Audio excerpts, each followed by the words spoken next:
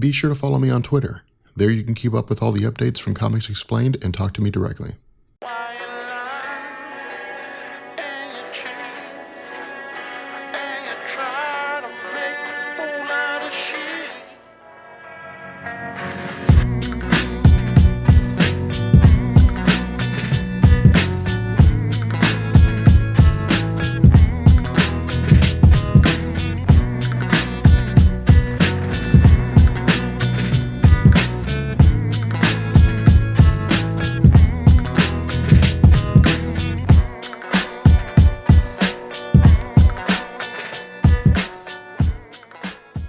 So as we get into our discussion about this all-new Thor, what we're going to be doing here is we're going to be diving into the realm of speculation and conjecture. And as you guys know, I love this stuff.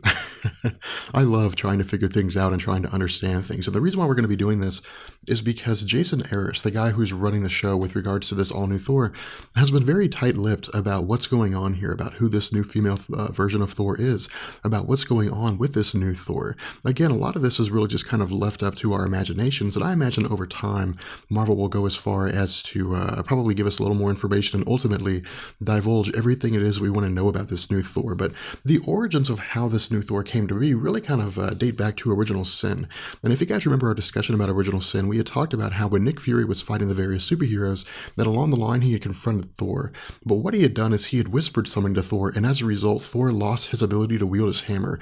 And that really seems to be the key here. That really seems to be the key to not only, of course, why it is that Thor lost the ability to wield his hammer, but who this new person is, about why this new person has basically undertaken the mantle of Thor.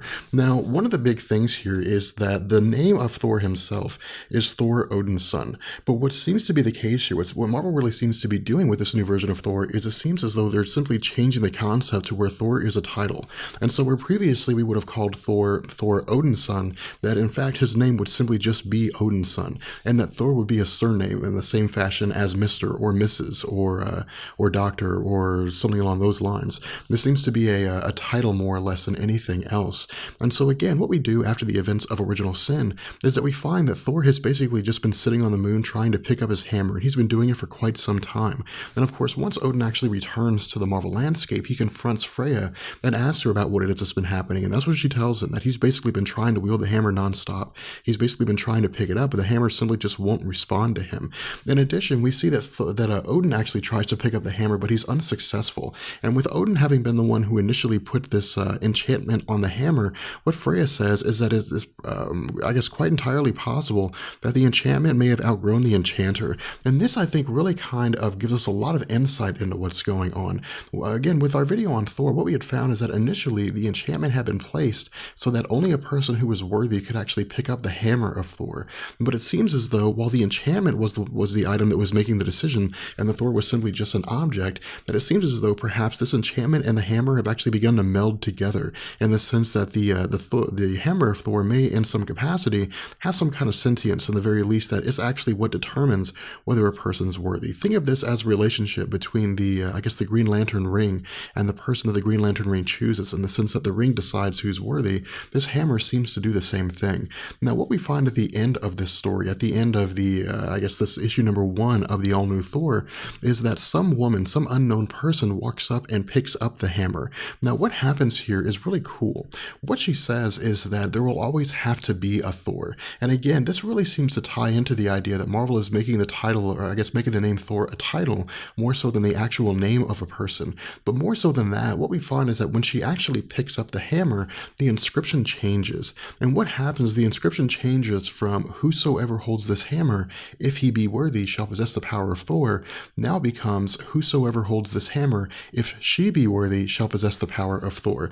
And this just really seems to be Marvel chiming in and saying that, again, they're officially recognizing this woman as being the new Thor. Now, the big question a lot of people have, and this is really rumors abound, is who is this woman? And there's all kinds of speculation out there. There are all kinds of theories out there. For example, when this event first took place, most all of us initially thought that it was Thor's mom, that it was actually Freya who had somehow managed to pick up this hammer, who was deemed worthy and is now acting in the stead of Thor.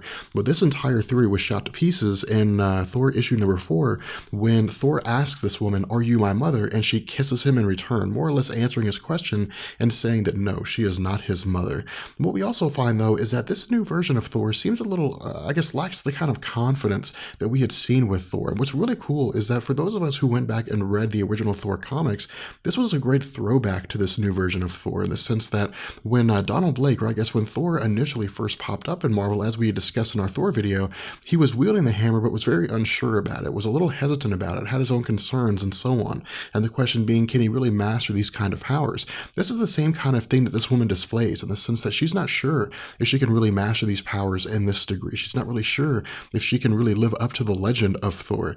Now, ultimately, with issue number 4 of the all-new Thor, again, with this being the current issue, we find that Thor is basically, I guess that Odin's son has basically taken refuge. He has more or less acknowledged the fact that this woman is the new Thor, in the sense that he calls her that.